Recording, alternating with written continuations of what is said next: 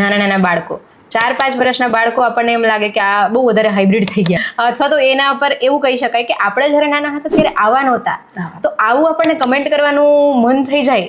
એના કારણ મને એવું લાગે છે કે મોટાઓ જ જવાબદાર છે. બાળકોની વાત કરું છું ને તો મને કહેવાનું મન થાય છે કે ખૂબ ચિંતાનો વિષય છે. બટકા ભરીને મારી નાખ્યો ક્લાસમેટને, છરીથી મારી નાખ્યો, ધક્કો દઈને મારી નાખ્યો, બ્લેકમેલ કર્યો, કિડનેપ કર્યો. આ બધા ક્લાસમેટ્સની વાત છે, ટીનેજર્સની વાત છે, અને આ બધું ગયા મહિનાની વાત છે. હું તમને જૂના દાખલા પણ નથી દેતી.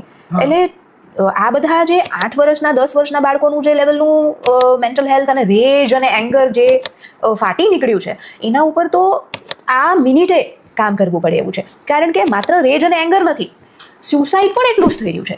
11 વર્ષનું બાળકી હોય, એ ચોથા માળેથી કૂદકો મારી દે, સ્કૂલમાંથી આપઘાત કરવાનો કેસ આવે, કે પછી ઘરે મમ્મીની બીક લાગી ગઈ કે ફોન પાણીમાં પડી ગયો, અને પછી ચિઠ્ઠી લખીને કહી દીધું કે મમ્મી મારાથી ફોન પાણીમાં પડી ગયો છે ને એટલે હું મરી જાઉં છું. તમે વિચાર કરો કે વાતાવરણ કેવું છે ઘરની અંદર, કે એ છોકરી એટલું કહી ન શકે એની મમ્મીને કે ભાઈ પડી ગયો ફોન પાણીમાં, અને આત્મહત્યા કરી લે. અને આ બધી 6 મહિનાની વાત કરું છું. એટલે સ્યુસાઇડ વધી રહ્યા છે. કિડ્સ અને ટીનેજરમાં મેન્ટલ હેલ્થ ખૂબ વિકટ પરિસ્થિતિ આવીને ઊભી છે. આપણે કશું કરવું પડશે. 100% કરવું પડશે મેમ. અને હેટ્સ ઓફ ટુ યુ કે તમે આ ડિસિઝનને સ્ટ્રોંગલી બિલીવ કરો છો.